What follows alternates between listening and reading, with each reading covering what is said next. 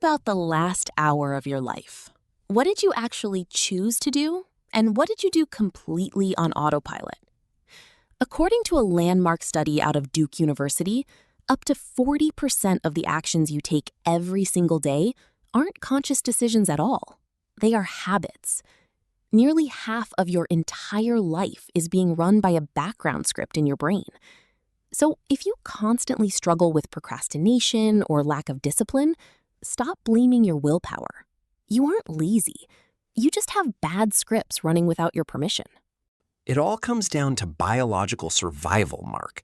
Your brain is incredibly efficient and wants to save mental energy because deep thinking burns an immense amount of calories. To prevent a crash, the brain developed a shortcut called chunking.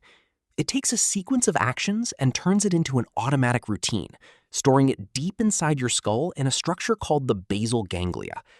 While your logical mind goes to sleep during a habit, this primitive area takes the wheel, using a strict three-part loop: the cue, the routine, and the reward. Let's break those three parts down. The cue is the trigger telling your brain to go automatic, like a specific time of day or an emotion. The routine is the behavior itself, like opening Instagram or eating junk food. And the reward is the hit of dopamine that tells your brain, hey, this worked, remember this for next time. Duhigg uses the example of getting up at 3 p.m. to buy a cookie. The cue is boredom. The routine is walking to the break room. But the reward isn't the sugar. It's actually the mental break and socializing with a coworker. But the real danger happens when that loop creates a craving. A habit becomes unbreakable when your brain starts anticipating the reward before the routine even happens. Duhigg shares how Pepsodent toothpaste became a global hit by adding mint oil to create a cool, tingling sensation on the gums. That tingle had nothing to do with cleaning teeth, but consumers began to crave it. If they didn't feel the tingle, their brains felt unsatisfied. It's the same reason you automatically pick up your phone the second it buzzes. Your brain is craving immediate distraction. And here is the most shocking lesson from the book. You cannot erase a bad habit. Once a neurological pathway is formed in your basal ganglia, that script stays there forever. That's why you can ride a bicycle after 20 years without falling. The script was never deleted. Because these loops are permanent, trying to smash a habit through pure brute force willpower is a losing battle. Willpower is a muscle that gets exhausted by the end of the day. Therefore, you have to use the golden rule of habit change. The golden rule states that you can never truly destroy a bad behavior, you can only replace it. To successfully change a habit, you must keep the exact same old cue, deliver the exact same old reward, but insert a completely new routine in the middle. If you want to stop eating junk food at 3 p.m., you can't ignore the boredom.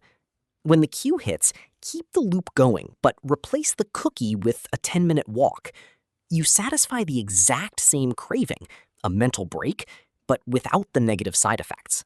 But what if your life feels completely out of control and you have dozens of bad habits? You don't fix them all at once. You focus on keystone habits. These are structural routines that, when changed, trigger a massive chain reaction that automatically reorganizes other habits. The absolute best personal example is regular exercise.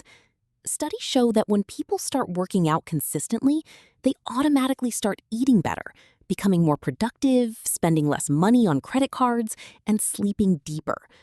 Exercise establishes a culture of discipline that spills over into everything else. So how do we apply this?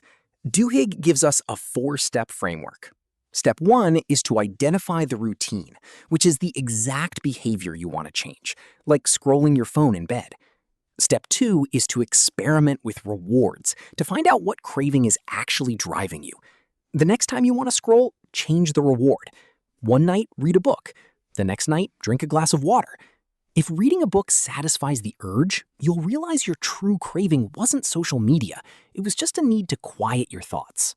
Step 3 is to isolate the cue. Almost all cues fall into 5 categories: location, time, emotional state, other people, or the preceding action.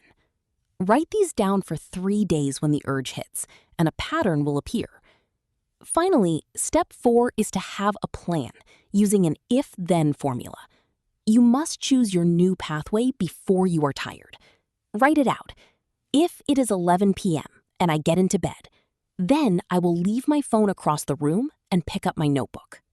Change won't happen overnight, and it takes deliberate consistency. But as Charles Duhigg reminds us, once you finally understand how a habit is put together, once you can see the gears turning inside the machine, you gain total power over it. You are no longer a helpless victim of your brain's autopilot scripts. You step into the role of the programmer. Exactly. You have the tools now, so go rewrite your scripts. Thanks for watching, guys. Make sure to hit that subscribe button, give this video a thumbs up, and let us know in the comments, what is the one keystone habit you are going to change today? Stay disciplined, and we will see you in the next video.